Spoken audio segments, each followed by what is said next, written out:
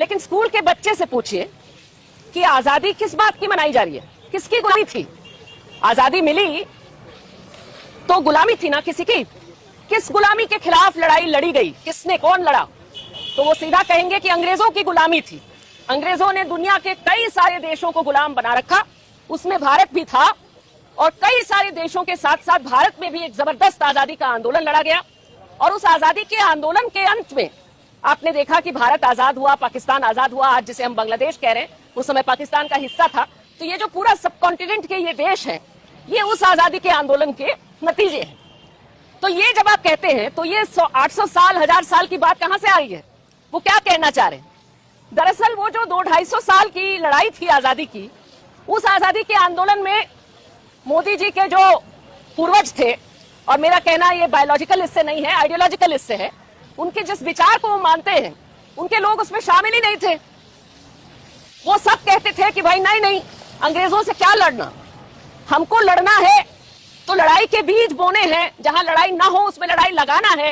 हिंदुओं को लड़ाना है मुसलमानों के खिलाफ, जहां ईसाई मिल जाए ईसाइयों के खिलाफ, जहां बौद्ध मिल जाए बौद्धों के खिलाफ।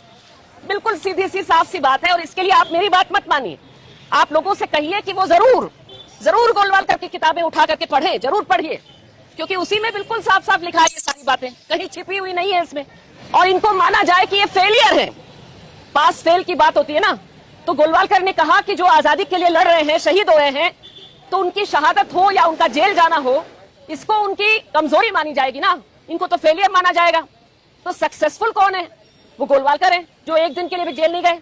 तो जेल ना जाना, बढ़िया से बचे रहना, अंग्रेजों से मित्रता करना, दोस्ती करना, उनसे माफी मांगना, उनकी गुलामी करना, और नफरत के बीज बो करके अंग्रेजों की मदद करना। क्योंकि अंग्रेजों का ये अच्छा खासा नारा था कि डिवाइड एंड रूल, बांटो राज करो। बांटने के लिए भाई साहब तैयार बैठे थे। तो ये आरएसएस के जो लोग थे या हिंदू महासभा के लोग थे, वो ये 200 साल की आजादी की लड़ाई में शामिल ही नहीं थे, शामिल होने के खिलाफ थे। और इसलिए आज वो 800 साल, 1000 साल की जो बात कर रहे हैं, वो उसको एक तरह से घसीट के ला रहे हैं। उनसे अभी भी बोला जा रहा मोदी जी से, और उनको कहना पड़ रहा है कि नहीं, वो उस समय से लड़ाई थी। किसकी लड़ाई थी?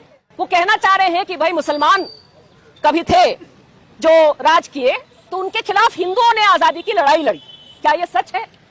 इसमें भी मैं कहूंगी कि अगर यहाँ इतिहास के छात्र नहीं हैं, इतिहास की किताबों को उठा करके पढ़िए। इंटरनेट पर कतई भरोसा मत करिए, इंटरनेट में या व्हाट्सएप फॉरवर्ड पर भरोसा मत करिए, उठा करके पढ़िए। और एक किताब नहीं, कई किताबों को उठा करके पढ़िए और देखिए कि जहां पर कोई हिंदू राजा लड़ रहा है, वहां पर उसका जो सैनिक है, उसका जो कमांडर इन चीफ है, वो किस धर्म का है, पता चलेगा मुसलमान है। जहां मुसलमान लड़ रहा है, मुगल लड़ रहा है, उसका कमांडर इन चीफ कौन है? वो राजपूत है। तो ये इस तरह के आपको इतने उदाहरण मिलेंगे, लाइन से आपको उदाहरण मिलेंगे, जिसमें जो मुसलमान है वो मंदिर बनवा रहा है, वो उदाहरण भी मिल जाएंगे ढेर सारे। क्योंकि ये सारे लोग उस समय का जो राजनीति का चेहरा था, वो इसी तरह से चलता था। लोग बिल्कुल समझदार थे, राजनीति करते थे, और इसमें जो लोग थे वो इनमें से किसी को बाहर का नहीं समझे, क्योंकि वो थे ही नहीं बाहर के। भारत जैसा, जिसको आज हम भारत कहते हैं, इसके ज्योग्राफिकल एरिया में इसका इतिहास इतना फैसिनेटिंग इतिहास है, उसको आप जानिए तो कौन नहीं आया यहाँ पर। इतने तरह तरह के लोग पूरे दुनिया भर से आए, और जो बना है हमारी संस्कृति, वो उन सब के मेल से बना है, वो उसकी यूनिकनेस है। एक ही बार लड़ाई लड़ी गई, और वो अंग्रेजों के खिलाफ। क्यों? क्योंकि अंग्रेज यहाँ का होने नहीं आए। शुरू में जब आए तो वो किताब है, मेरे ख्याल से नाम है व्हाइट मुगल्स। तो शुरू में आए तो एक तरह से उनमें से कई लोग उसी तरह से यहाँ के हो गए, रहने लगे, यहाँ का खान पान अपना लिए वगैरह। किसी ने उनका विरोध नहीं किया। इन्होंने 1857 को किताब लिखी। आजकल ये ढेर सारे लोग कहते हैं कि 1857 पर पहली किताब, ये तो सावरकर ने लिखा, आपको मानना पड़ेगा। 1857 पर पहली किताब अलीगढ़ के जो फाउंडर है अलीगढ़ यूनिवर्सिटी के, उन्होंने लिखी पहली किताब। आप देख लीजिए, उसका नाम मैं अभी मिस कर रही हूँ, सर सैयद अहमद खान ने किताब का नाम मैं मिस कर रही हूँ, सर सैयद की किताब का। उसमें उन्होंने पहली किताब लिखी जिसमें उन्होंने इस पर लिखा, और वो इसमें बार बार ये कह रहे थे कि जो इसमें मुस्लिम शामिल थे बड़े संख्या में, तो पूरे मुस्लिम समुदाय को एक तरह से कलेक्टिव पनिशमेंट दिया जा रहा था अंग्रेजों द्वारा। उन्होंने उसके खिलाफ लिखा। सावरकर ने भी लिखा। सावरकर की किताब को पढ़िए, बहुत इंटरेस्टिंग है, क्योंकि उसमें भी वो जानते हैं कि 1857 पर लिखेंगे तो हर पन्ने में आपको जो है हिंदू मुस्लिम एकता का जिक्र करना पड़ेगा, क्योंकि हर लड़ाई इसी तरह की थी, हर लड़ाई इसी तरह की थी। कैसे लिखें? तो दिल पे पत्थर रख करके वो बार बार वो एक तरह से मेंटल जिम्नास्टिक्स कर रहे हैं, समझाने के लिए खुद को क्यों मुसलमानों के साथ हम लड़ाई लड़े। और वो बेचारे बड़े परेशान है उसको समझाने में, क्या बड़े टैक्टिक समझा रहे हैं अपने आप को कि जरूर इस वजह से किया होगा, उस वजह से किया होगा। लेकिन 1857 में लड़ने वालों की अपनी बातों को लिखिए पढ़िए, तो वहां उनको इस तरह की कोई हिचक नहीं थी, कोई कुछ नहीं सोच रहा था, कोई लंबी वहां पे बहस नहीं चल रही थी कि मुसलमानों के साथ लड़े कि खिलाफ लड़े कि क्या लड़े, सब साथ में लड़ रहे थे। तो ये जो सच्चाई है, इसको ढकने के लिए आज वो 800 साल 1000 साल की बातें कर रहे हैं और आपको गुमराह करने की कोशिश, देश को गुमराह करने की कोशिश कर रहे हैं कि कहीं पर आजादी का मतलब है हिंदू देश, और हिंदू देश का बनना यानी हिंदू फर्स्ट देश का बनना, हिंदू अव्वल नागरिक होगा, सिटीजन होगा, वैसा देश हम बनाना चाहते हैं। लेकिन क्या आजादी के लिए लड़ने वाले लोग ऐसा देश चाहते थे? आप खुद ही पढ़ लीजिए भाई, कैसा भारत चाहते थे आजादी के लिए लड़ने वाले लोग, कैसा देश चाहते थे, उसकी बात पढ़िए और गोलवालकर की किताब को साइड रख करके पढ़िए। मैं दोनों का जिक्र करती हूं आपसे। एक बात ले लीजिए भगत सिंह की। भगत सिंह और उनके साथियों ने कहा कि हम तो ऐसा देश चाहते हैं, ऐसी दुनिया चाहते हैं जिसमें इंसान द्वारा इंसान का शोषण हो ही ना। इसका मतलब उन्होंने कहा कि आजादी के लिए हमारे लिए आजादी का मतलब क्रांति है, हमारे लिए आजादी का मतलब ऐसी दुनिया जिसमें किसी के द्वारा किसी देश द्वारा किसी दूसरे देश का शोषण ना हो, किसी इंसान द्वारा किसी इंसान का नहीं, किसी समुदाय द्वारा किसी दूसरे समुदाय का नहीं। हिंदू मुस्लिम में बांटने वाली जो राजनीति थी उसके खिलाफ उन्होंने लिखा, बोला। जाहिर सी बात है कि आज वो देश हमारा नहीं है अभी तक, और उसके लिए जो लड़ रहे हैं उस तरह के देश के लिए, जो मजदूरों के हक के लिए लड़ते हैं, किसानों के हक के लिए लड़ते हैं, आज उन्हीं लोगों को, भगत सिंह के रास्ते चलने वाले लोगों से कहा जा रहा है कि तुम देशद्रोही हो नंबर 1। भीमा कोरेगांव में जिसको जेल में डाला हुआ है, हमारे आपके छात्र दोस्त जो हैं उमर खालिद और उनके तमाम साथी जिनको अंदर डाला हुआ है, वो सारे क्या हैं? भगत सिंह के रास्ते पे चलने वाले नौजवान नवयुवती नहीं तो है कौन ये लोग?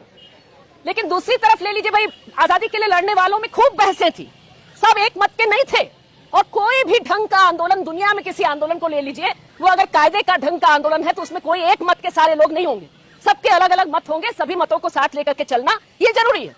लेकिन उसमें वो सब इस बात पर एक थे कि अंग्रेजों के खिलाफ लड़ना है और देश को आजाद करना है, और उसके बाद एक अच्छा देश, ऐसा देश बनाना है जिसमें सारे लोग रह सके। उसमें जो शामिल थे, उसमें गांधी जी की बात ले लीजिए। गांधी जी की बात जो उन्होंने कहा कि आखिरी इंसान को देख करके आप जज करिए कि देश जो है वो काम अच्छा कर रहा है और सब लोगों को इंक्लूड करके चल रहा है कि नहीं। आज किसके लिए काम हो रहा है? आखिरी इंसान के लिए, या वो जो टॉप पर नंबर 1 इंसान है पूरी दुनिया में, अभी चौथे पर है शायद पहुंचा हुआ, अडानी जी के लिए, जो नरेंद्र मोदी के पुराने दोस्त हैं, साथी हैं। जैसे जैसे मोदी जी का ये बढ़ा राजनीति में, वैसे वैसे अडानी की जो संपत्ति है वो बढ़ती गई। उस नंबर 1 के लिए काम किया जा रहा है। आखिरी इंसान कहां? आखिरी इंसान को तो भूल जाओ, आखिरी इंसान का घर ढहा दो, आखिरी इंसान को कहो कि राशन के लिए पहले 20 रुपया भर करके जाइए, ले जाओ, फ्लैग ले जाओ, तिरंगा ले जाओ।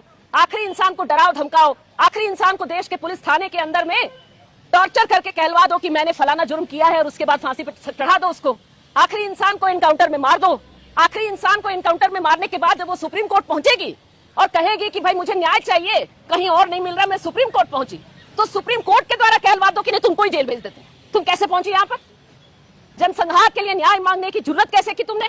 सरकार के खिलाफ अगर तुमने कुछ भी बोला, सरकार पर, पुलिस पर आरोप लगाया, वो गुजरात हो चाहे गोमपाड़ हो, तो इसका मतलब भाई माई बाप ने कह दिया, सरकार ने कह दिया, सरकार के वकील ने कह दिया कि ऐसा करने वाले सारे आतंकवादी के फ्रंट होते हैं, सारे देश विरोधी काम करते हैं। और सुप्रीम कोर्ट के जजों ने कान पकड़ करके सुन लिया और वही लिख दिया स्टेनोग्राफर की तरह। आखिरी इंसान की तो ये हालत है। तो देश के लिए जो लोग सपना देखे, उनके सपने की